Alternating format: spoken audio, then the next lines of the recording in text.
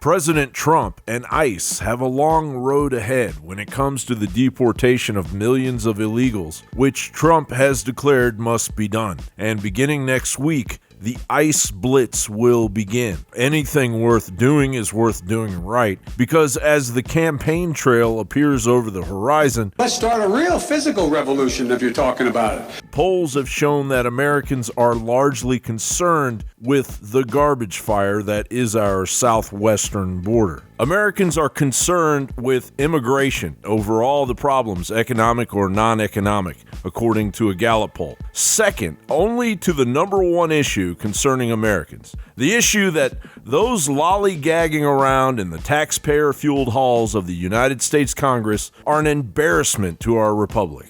That is the number one issue Americans are concerned with. As Trump's tariffs on Mexico worked, as the week had to admit, Mexico blinked. It is promised that 6,000 troops from the Mexican National Guard will now patrol their own southern border with Guatemala. Mexico also agreed to expand the migration protection protocols that require some asylum seekers to wait in Mexico while their applications for entry to the U.S. are processed. This is a clear Trump triumph. The tariffs that President Trump used, he got in 2 days more than Congress did in 20 years on this. We've got troops down at the southern border that Mexico has deployed. We've got Mexico committing to take the phony asylum seekers onto Mexican soil, which will deter further immigration from the northern triangle down at the southern border of Mexico. Meanwhile, the garbage fire on the border rages on. President Trump's administration estimates that roughly 12 million illegals, mainly from Central America and Mexico, are roaming around the United States, 9 out of 10 of which will never return to their asylum court hearings, but those numbers could easily be double the 12 million estimation. Add to that the left's blockade against ICE, who have labeled the organization as every conceivable fantastical fascistic group, which we can assume is beginning to boil as I speak. What we need to do is to understand what is really motivating this, Stephanie.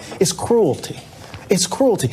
What Donald Trump did yesterday, what he announced via Twitter, and this may sound hyperbolic to some folk, it was a terroristic act.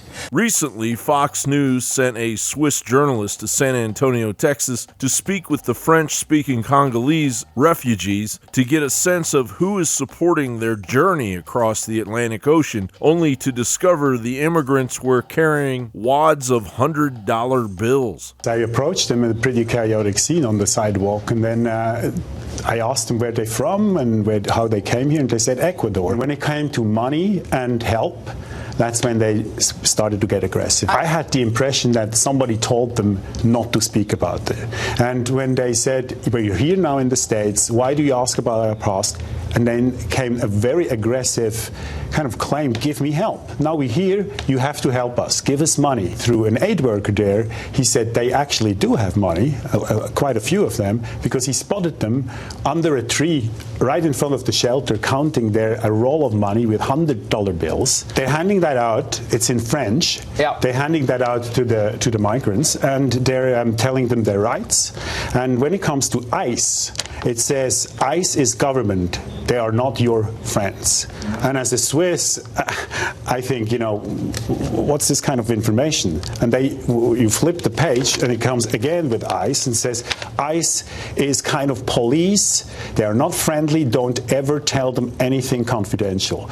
So this is outrageous. So this is an NGO, non-governmental organization, assisting aid workers, telling the migrants who are going to get money from the U.S. taxpayers not to cooperate with the government. Whatever it takes to reclaim some semblance of our citizenship, our sovereignty, and our future as a nation must be addressed hastily. Otherwise, we are facing a point of no return, orchestrated by a myriad of globalist anti-American organizations that are feeding a national cancer that has gone untreated for decades by an aloof country club also known as the United States Congress. John Bowne reporting.